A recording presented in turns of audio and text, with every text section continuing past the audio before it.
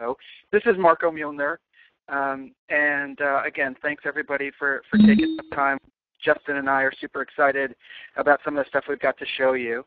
And so let me just kind of give you a very, very quick overview of who we are and a bit about ShopIgniter, and then we'll dive into the 5 reasons. ShopIgniter has been around for about 5 years now. And originally we started focused on social commerce and trying to bridge the gap between consumers in social media and buying products. And over time we've learned a ton. We've been incredibly lucky to work with all sorts of big brands. You see them here on the screen, Target and Disney and Nike's, and all sorts of brands that are super interested in trying to bridge that gap. And as we have worked with them, we've learned a ton about how to reach consumers. And we're going to show you today a lot of that learning. Additionally, a little bit about me. I am currently the VP of Marketing here at ShopIgniter, but I've been doing digital marketing for about 18 years now, all said. And I have done it in all sorts of capacities. I kind of built my career around looking at digital marketing and e-business from the startup perspective. I worked on the agency side at Razorfish for many years. I worked at Adidas in the brand side, so looking at it from kind of a global corporate environment. I worked with Justin actually at WebTrends for many years, so looking at the B2B side of things as well as kind of the larger creative digital ecosystem and how analytics and optimization can drive those kinds of key outcomes. So I have kind of a varied perspective on all of this stuff. And I will now introduce you to Justin, who is our newest member to the ShopIgniter team. He joins us as our Senior Director of Strategy, and I'll let him fill you in a bit on his background. Justin? Thanks, Marco. It's really great to be reunited with you.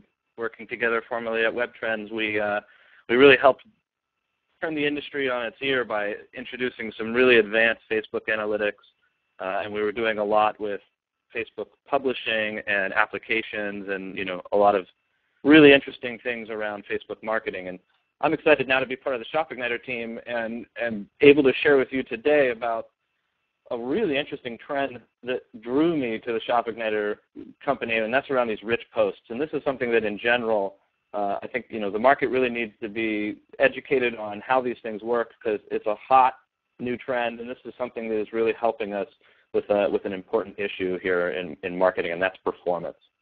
As Kelly had mentioned, we do have a hashtag for today's webinar. It's called Rich Post Crush.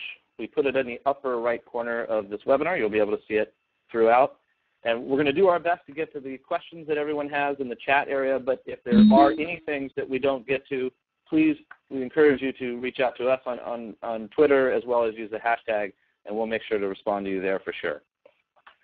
So ultimately, the big thing that we see that's going on in Facebook marketing right now is, and social in general, but Facebook specifically, is we've all generated some fans, or we're in the process of doing that. We sort of get the idea of step one is, now we have these fans. So what do you do from here? And this is where you need to start focusing on how you monetize those fans. And this is a very popular discussion, but really it's the basics of marketing. We're talking about the ability to reach your fans. You want to be able to engage them, because the engagement that you get from Facebook creates viral traffic, which is a really important way to generate earned media inside of Facebook. And then, of course, you have your business objectives where you want to be able to convert them. And rich posts are a really powerful way to be able to get high performance in all of these areas. And what we're going to do is we're going to take a couple minutes just to give you a sense of what's going on about why we care about rich posts, and then we'll dive right into what they are and show you some examples and some best practices and whatnot. So, Marco, you've got a lot of experience around, watching the marketing trends evolve, and really there's been this shift towards reaching people in the news feed. Why don't you share a little bit about what's going on in these trends and why we care about rich posts? Perfect. So, we spent a bunch of time. I was at Razorfish for many years doing MillerCoors business, and we spent a lot of time thinking grandly about big social media campaigns, and spent a lot of time really, quite frankly, building tab apps and trying to drive people into experiences that lived kind of off of the social media site. And while we had some great success, I think ultimately we started to feel and realize that we needed to get into the stream. And that also, that insight came very, very clearly at ShopIgniter as we were building a lot of tab apps for commerce. And we started to feel like, hey, these are great and they're rich and the people that are coming through them is fantastic. But the truth is we need more control and the ability to do more in the news feed, which is where everybody is. And so here are some stats that are supporting not only those insights, but the massive shift that is happening on Facebook from right rail advertising into the news feed. So the data you see in front of you here is Facebook data, and they're making the case here very clearly, and if you guys are close watchers of Facebook's emerging direction, you're starting to see too that mobile is kind of what is driving everything as it pertains to newsfeed. So if you see here, lots and lots of impressions here.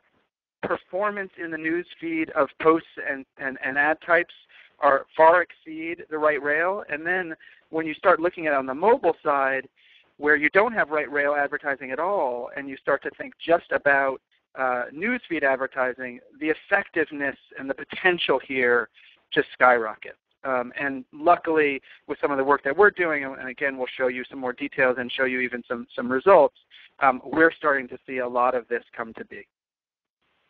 Justin? Yeah, I mean, ultimately, this mobile paradigm shift has been very interesting. We started hearing about mobile as a big influence, several years ago, but it's really coming to a head now where the transition has occurred.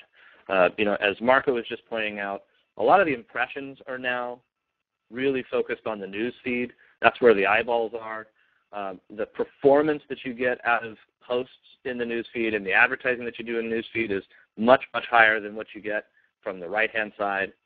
And we see this same thing play out with those who are interacting with posts, in particular the rich posts, where 2/3 of that activity is happening inside of mobile. And it's also, the same thing going on with the users on these platforms like Facebook and Twitter, where it's, anywhere from 2/3 to almost 3/4 mobile users. Justin, one quick thing to add there too. There's a stat here that's 157 million mobile-only users. It just makes it's worth pointing out very quickly. So that's a Facebook stat as of December of last year. 157 mobile-only users.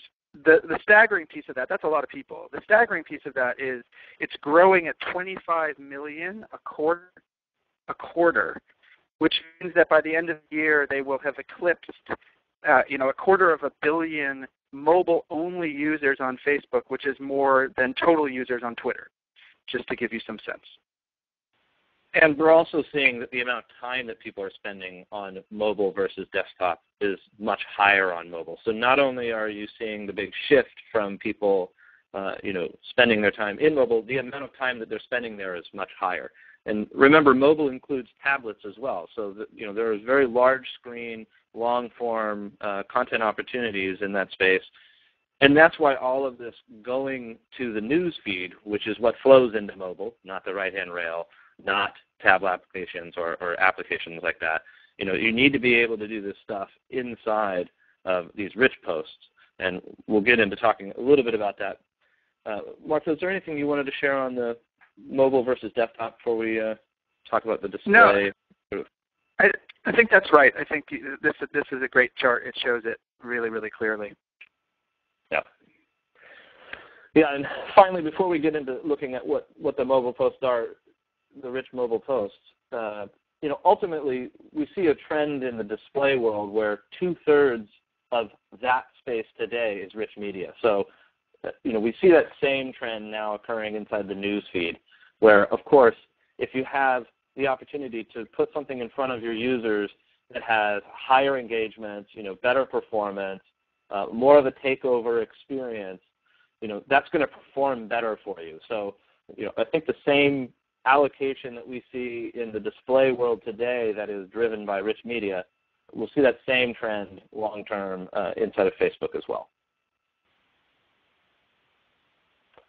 All right, so let's take a look at rich posts. I'm not sure how many of you joining us today have actually seen what these rich posts are So I think it's helpful to at least take a look at what these things are and what their capabilities are. And let's start by just looking at what is a rich post. So ultimately, it's just a post that has a rich media experience behind it. So if you're in Facebook and you're looking at your news feed and you see a post like this come across your news feed and you're interested in checking it out, you would click on this, and that click ultimately expands the ad unit, which slides over, revealing a rich media experience within Facebook. And as you can see, this is something that offers a lot more functionality than just a standard post. What you're able to do in here is you're able to do things like create a responsive design that supports all of the different formats where this could be consumed, the mobile, phone, the tablets, the desktop experience. You're also able to get a fully branded sort of takeover experience. So, again, you're not looking for something on the right-hand rail that's very small and potentially below the fold. This is a very takeover experience, so you can really get a lot of good engagement and good quality impressions that you need to be able to get in order to achieve your real marketing outcomes. And those marketing outcomes that you want to be able to drive, like getting people to consume more videos. You have the ability to put more videos on here that people will be able to click on so that you can do things like drive increased number of videos per user, which is very helpful for you in terms of driving intent, driving engagement, and really driving the consideration that makes somebody want to be able to engage with you. You also can integrate calls to action within the rich media post, which is really helpful. So the ability to do things like get tickets and showtimes. We also did things where you have the ability to enter your zip code, and that would drop you one step further into the conversion process right from this rich post. You can encourage people to check out a website or buy a soundtrack. So you really get a sense of all the different things that you can start to integrate here. There's things you can do like product exploration. So people can click around and check out different colors of a car, or watch commercials, or things that help extend the engagement and viewing of your assets. You can drive pre-orders for things, so that again you're using this to sort of get further down funnel. And Marco, I think you've got a really good perspective on what this is like as a person in charge of marketing programs. So why don't you share a little bit about generally how to think about what you can do with these in Stream? Okay. So a couple of very quick things as a digital marketer who spends a lot of time, thinking holistically about how am I going to reach the right people, how am I going to engage them, get them to kind of come in and explore products, and then how am I going to capture at least some interest, right? Maybe I'm not going to get a whole sale here, but how can I start to really think strategically about what's an appropriate conversion event for a social mobile consumer? And so we want to really kind of make sure that as people are setting out to do rich media posting and thinking beyond kind of the day-to-day posting that our amazing community managers do and the engagement work that we're already engaged in, when we have bigger campaigns and we have media dollars and we're ready to spend them on reaching social consumers, how do we think broadly about getting the kinds of outcomes that we want? And so here's a nice little framework that we've put together that I think will help inform some strategy for you all. And so again, standard reach, engage, convert framework that we're all working against every time we set out to do a marketing campaign, and then thinking about what are kind of the tactical strategic work that we can do at each one. And for us, that manifests itself as different kind of post types or different kinds of functionality that you can include. So if you look on the left, right, you're thinking about, I just want to reach a lot of people, I want to drive a lot of amplification. Okay, well, let's do that maybe around an event, or let's integrate in an Instagram feed around a hashtag, right? A lot of us are starting to do hashtag marketing. And so how can you not only bring in the content that's being generated, but encourage people to participate in it, right? So how am I going to do a lot of this viral reach amplification work? So you can do that. You can think a little bit farther down the funnel. How am I going to drive awareness and storytelling? So how am I going to do richer campaigns with more video, like Justin was talking about for the Oblivion movie, where they've got kind of behind the scenes and making of types of things that drive people in and get people excited about going to the movies? Or lookbooks or jukeboxes, right? Just, you have some great content. How do I get it out there? I just want people to explore a little bit more. And then as we go to the right side of the funnel between kind of engage and convert, how do we get people to explore product deeper? So if I've got a single product, how do I have them come in, look at colors, learn about the technology, all of that sort of thing? If I have a collection of products, how do I launch a collection and let people see multiple views or different pieces of the collection? And even thinking about some of the emerging trends around shoppable video, we've seen a lot of luxury brands start to do some really amazing and interesting things around videos that include products that then have product carousels below them that allow you to buy those products. Really smart, interesting stuff. And then, like I said, thinking really strategically and smartly about the context that social is, and especially social on mobile. Things like really lightweight form capture, and we'll show you a couple of examples here, but getting an email address, for example, incredibly valuable for many brands. This is a fantastic way to put a compelling offer in front of your most loyal fans and get an email address, connect them into your CRM database, right? Start to build real user profiles that drive value. Or, for example, add to cart. Maybe you're not going to check out right here, but maybe I'm going to add something to a cart and get a reminder next time I'm on my desktop. But really thinking strategically end to end, you can really, really start to do more in the stream.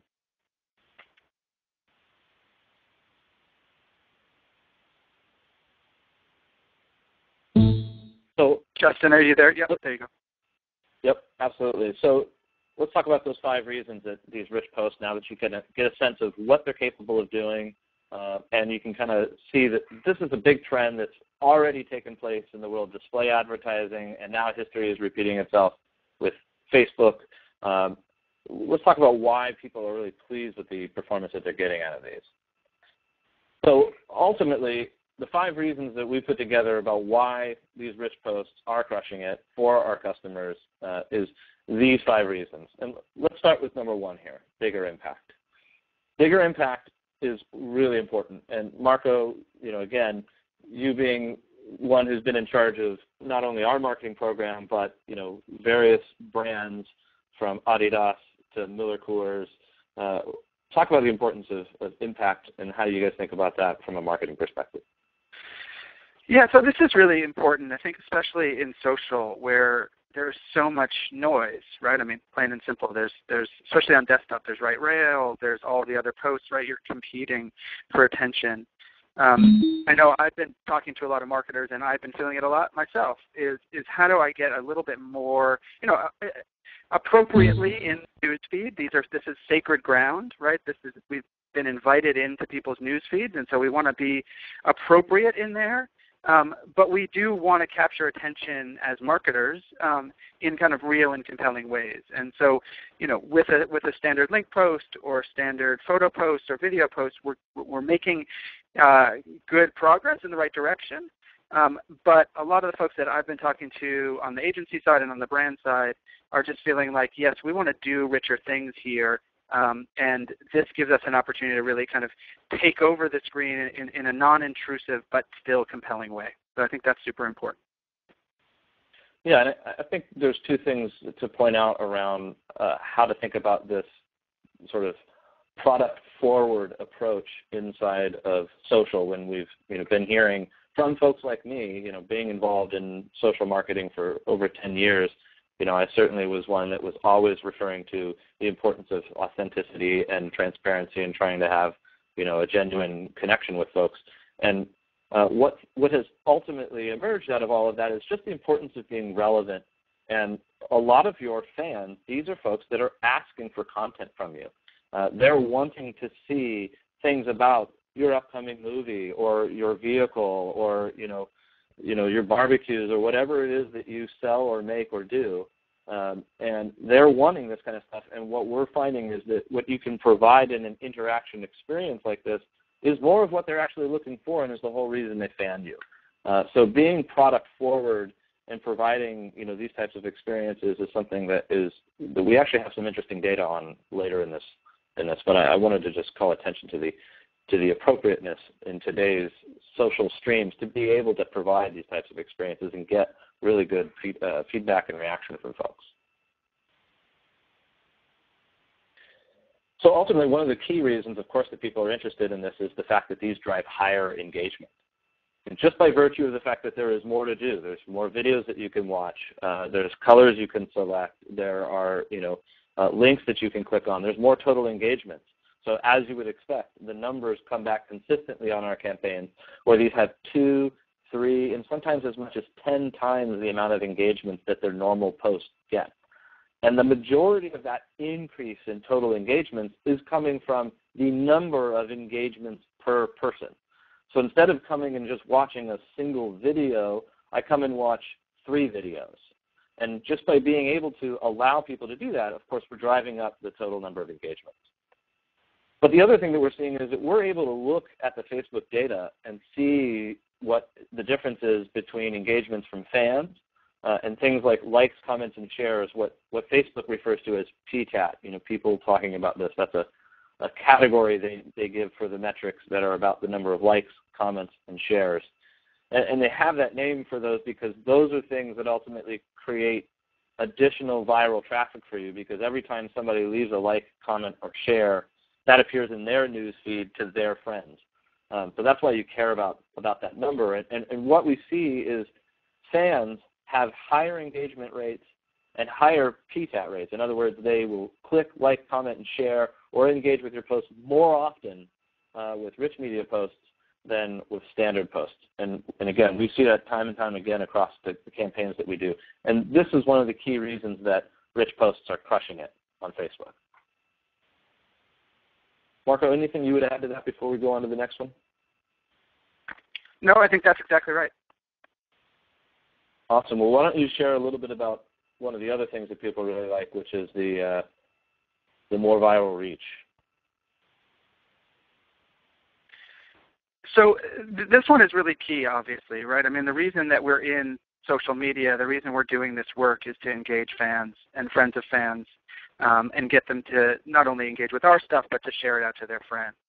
And I think anything that we can do that drives more of that is going to be, is going to be something that we're going to want to consider. And so I think a lot of what we've been doing as community managers and as social media marketers, and we've learned about the kind of the content that people engage with, aside from cute kittens and that sort of stuff that we know already works, can be applied when you have bigger campaigns and you have media dollars and you want to bring that to fruition, right? So coming in with a big campaign, taking what you know about how you're already engaging your existing audiences and bringing those together to put together really smart social media campaigns is a really smart way to do it. And what we're seeing, obviously, with rich media is for the people that come in and are kind of engaging with the content, not only can you put in nice little hooks that get them to drive PTAT, but they obviously engage at higher rates. And Justin, do you want to speak very briefly to the kind of higher reach per talker metric? Because I think that's a really interesting one. Yeah, this is an interesting thing that we've been looking at around viral optimization, which is, and viral optimization is just the whole way that you would think about trying to increase the number of likes, comments, and shares for your posts. But the other thing, and again, the reason you do that is because for each like, comment, and share that you get, there's some number of additional people who see that because of that person who did that like, comment, or share. It's now showing up in their feed. So the reach per talker is a way that we've been sort of looking at, how many people liked, commented, or shared, and then how much traffic did we get because of that, and we basically divide those two in order to end up with how much reach are we basically getting for each person that does like, comment, or share. And obviously likes are easier to get, but you get less additional reach from people who see those than something like a comment. So to break that down, if you like a post, the amount of people who are going to see that is about, on average, half of a person to one person. I know it's like, how do you end up with half a person? Well, that means that every other time 0 people see it. And then if you get like a comment, comments are more likely to be seen by 4 or 5 people. So the higher ratio of comments that you end up getting, the better your quote-unquote reach per talker is. And therefore, for all of the amount of likes, comments, and shares that you're getting, you're going to get more viral reach. It's something that when you use a rich post, you get higher amounts of things like comments because it's a deeper interaction from people, and you can even integrate things like comments inside of a rich post to drive even more. So this is a really interesting way to drive additional free traffic from doing viral optimization. What do you think, Marco? Was that too crazy to get into? No, it's great. It's perfect. Awesome. Okay. Well, let's talk about the integrated conversion options that are available inside of these, because I think this is, obviously something that's really important when you're trying to drive business outcomes as a marketer.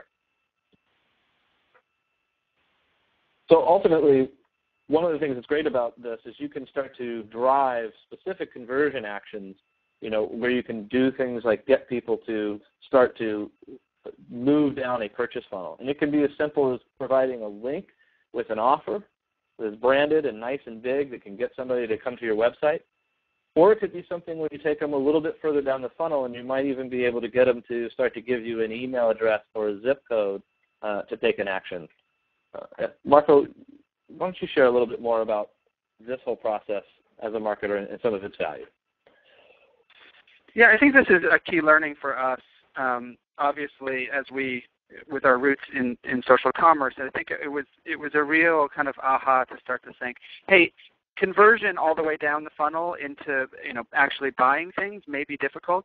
We did find that it can work in certain circumstances. If you have rabid fans and exclusive products, and you can really kind of control the offers that you put forth and things like that. But I think, like I said earlier, really thinking about what kind of appropriate conversion events you can drive from your social mobile consumers is really smart. And this is true whether you're doing rich media posting or not, or whether you're driving people to your product detail pages or to forums or things like that.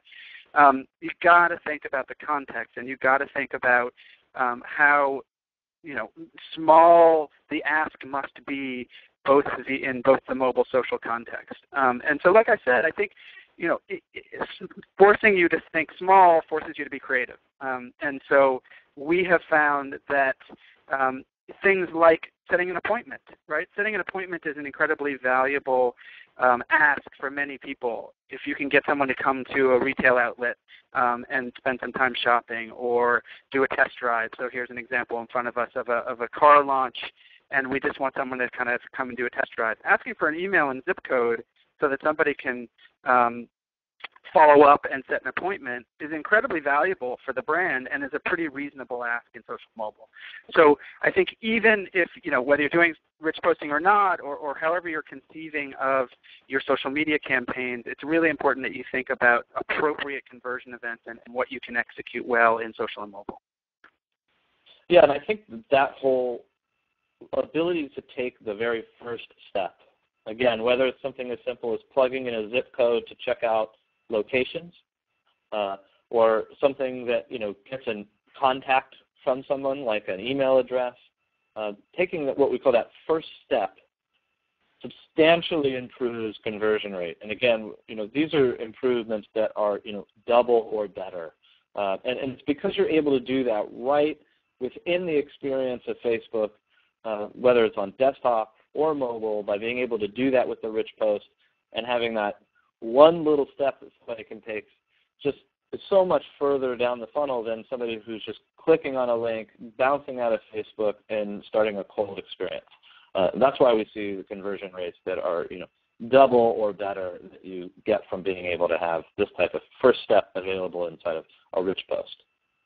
I would add one other quick thing too, like in the Oblivion post is a good example. So the Oblivion movie, Tom Cruise, fantastic. The person who did the soundtrack, this is a band called M8 or something. I don't know who they are, but the soundtrack has gotten M83. M83. So the soundtrack has gotten a lot of publicity, and people are super psyched about it. It was really easy, and it made a lot of sense on the mobile version to click directly into iTunes from the Oblivion posts. And it was magic, right? You would click in, you would land in iTunes, and you were listening to the music, and you could buy it right there, right? So thinking about how we can connect all of these pieces and what really works well in mobile and social is the key here. Yeah, that's a great point. And I think one of the surprising things out of this was a stat that I literally had to explain this probably about 6 times before people really sort of started to understand why this was such a big deal. But I think we finally understand how to explain this, which is we figured out that people prefer rich posts over standard posts. And this is especially true for fans. And let me tell you what we're looking at that tells us that. In Facebook, any post that you put out, somebody can either hit the X button and close it, or they can flag it as spam, or they can unlike your page, or they can hide that post, or they can hide all posts. And those are all really bad things for you to have happen as a brand when you're putting out posts. And the thing that was really surprising for us is the rate at which that occurs. Whenever you're doing paid media, if you're used to scaling up a program, a post, you often see that the amount of people who flag it as spam or hide the post or unlike pages, that goes up the more scale you get. What we saw that was interesting is we've had posts where we were seeing, $25,000 to $50,000 media buys just to promote the one post, and they were getting lower negative feedback rate than the non-rich posts. And when we started to think about, well, why is that? And that's because this is the type of stuff that people are looking for when they fan you, is this type of quality. And so getting less of that negative feedback is not only good because it means you're giving your audience what they prefer, but it also has an impact on your viral reach. So the amount of people that a post will be shown to, Facebook has an algorithm for that, and they consider very much the negative feedback that people put out on posts. So if you think about the fact that you're already putting posts out on your page, you want to do these ones that have less negative feedback from people because those are the ones that people prefer. And so this is a really interesting, surprising thing that we learned about rich posts. Okay, let's talk about best practices real quick here, and then we'll move into Q&A. A couple of things that we learned on the content side of best practices. It really is good for you to be product forward and socially relevant. Again, we hear a lot about being socially relevant to the point where some marketers fear that what you have to do is pretend like you aren't doing marketing at all, and that's not true. It just means do a good quality job at what you do, and make it something that is a form factor that was intended for social, like a rich post, and make it something where it's non-invasive, non-intrusive, which is what rich posts do by being able to start off as more like a photo that you would click on to expand to unleash that rich experience. The other really key learning here is that we're seeing anywhere from 2/3 to 3/4 of all of the engagement that occurs with posts is coming from mobile. So you really want to make sure that you're doing marketing programs that are mobile first. And for rich posts, that means making sure that you have responsive design. Responsive design is something that means that it will look good on an iPhone as well as an iPad, as well as an Android phone, as well as a desktop. So whatever the place where that post appears in, that it's designed to look good in that environment. The other thing that's really important, and we see this a lot with people who are doing media buys, is we forget about the fans. We have spent all this time and all this money growing our fan base. Well, not surprisingly, our fans have a substantially higher amount of likes, comments, and shares, again, what we call PTAT, and they have a much higher amount of engagement, and they do it at a much higher rate.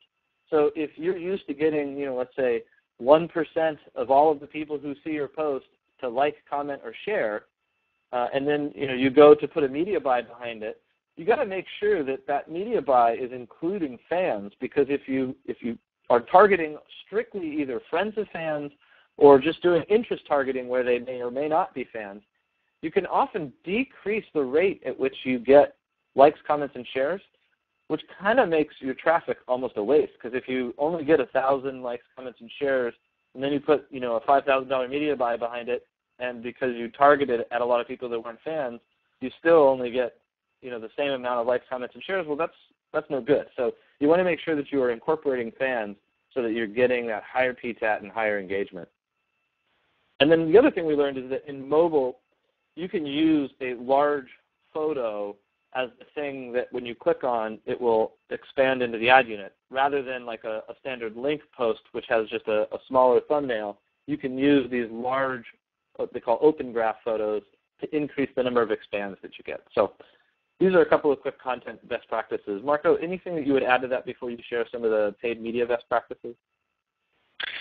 I think the only other thing I'd add is to think broader when you have big campaigns and you're bringing them into social and you're trying to reach and convert your social mobile consumers, to think broader about across the entire marketing spectrum. So instead of just thinking, hey, we're going to post some posts and we're going to link to the microsite that we're building, you can really start to do some effective marketing, but you're going to be most effective if you do it in the stream and if you do it there instead of trying to drive people off-site.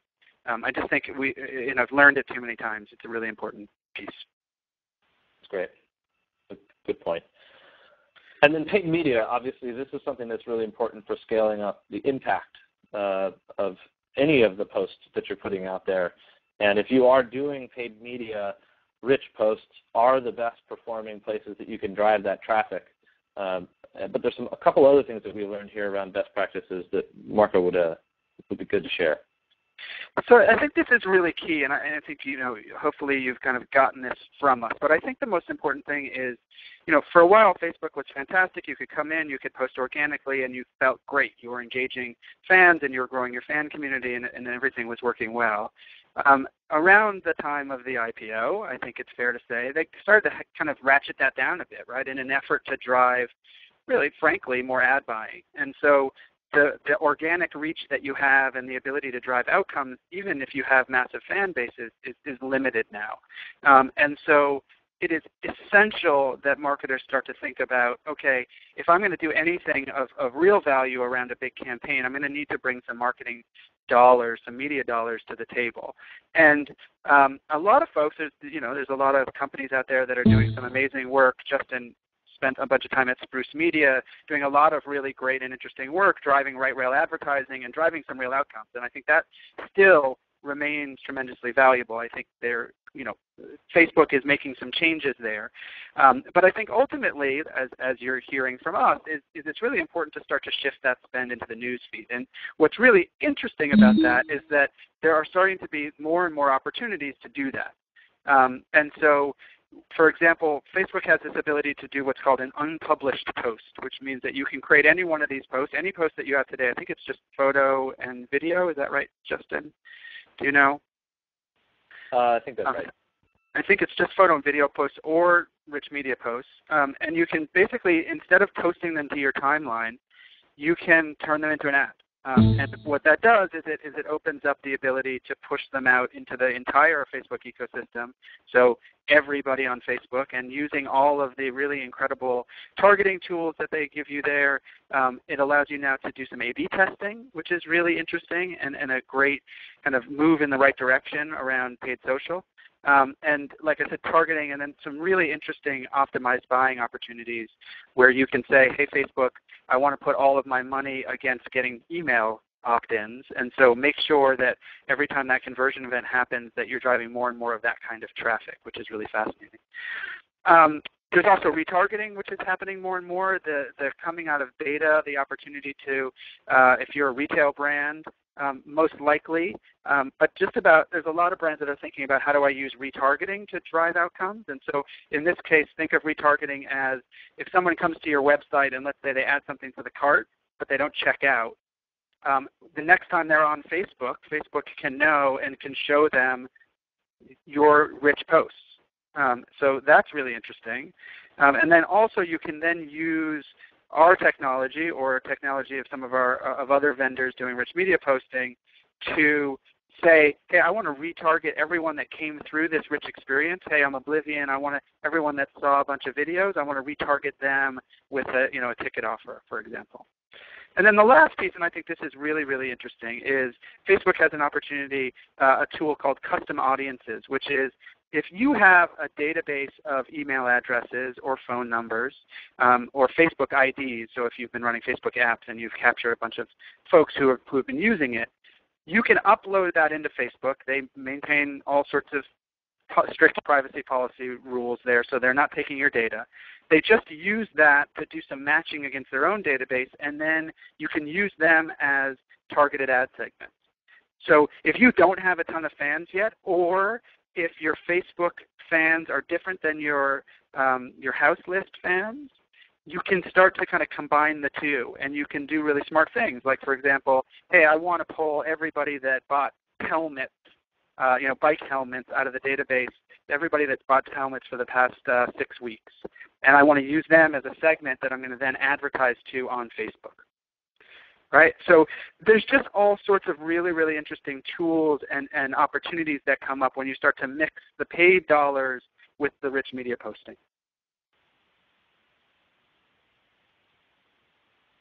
Okay, great. Well, let's maybe shift gears here and start to take some of the questions. Hopefully this has been a good introduction to what rich posts are, what's sort of driving the trend in the marketplace for why this is occurring, seeing some examples of the kinds of things people do, hearing the performance that these are getting, and seeing some of the best practices that we're learning out there. Kelly, do you want to go ahead and start handing out some questions? Yeah, sure, no problem.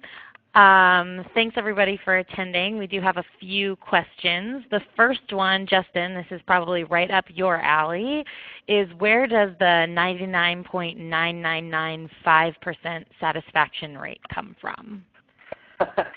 I'm glad somebody asked that, because I realized as we passed by the slide that I forgot to share it.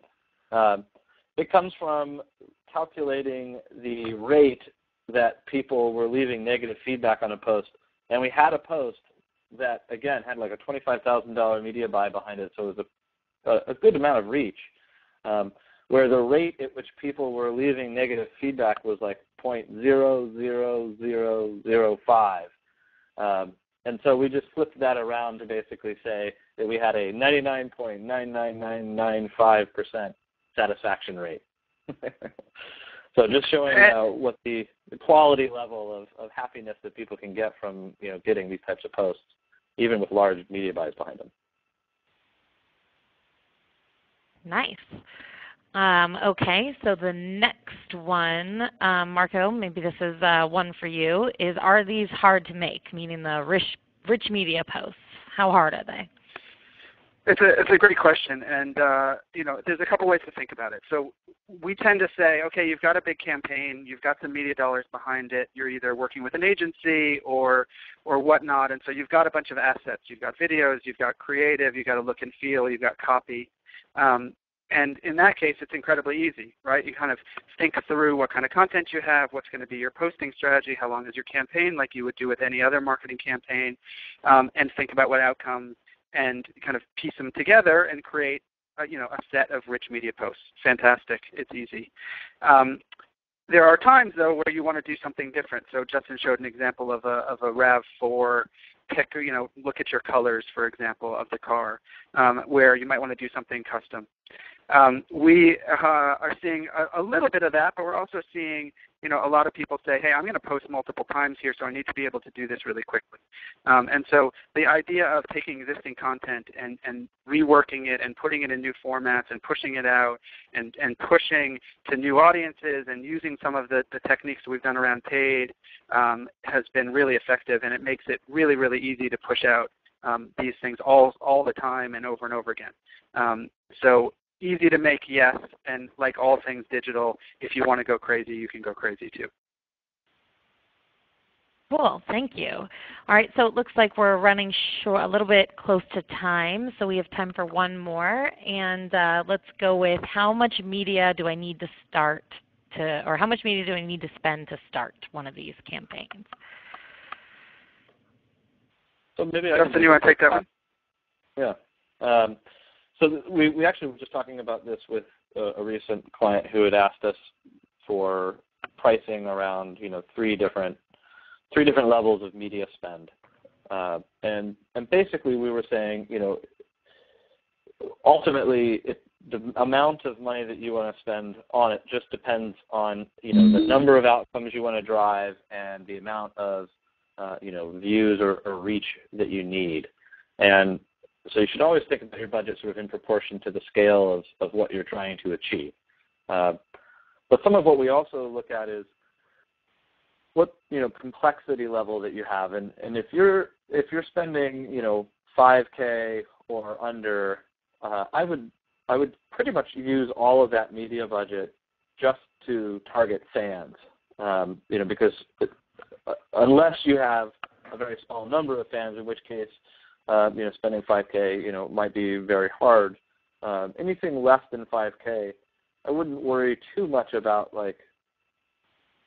how you think about doing complex things like A/B testing or things like that. But you definitely want to put a good amount of money behind this if you need to get a good amount of reach, and a good amount being if you want to get 10 million impressions, you're going to need to spend $10,000 to $20,000 to be able to drive something like that. So think about your media spend sort of in proportion to what you want to be able to accomplish.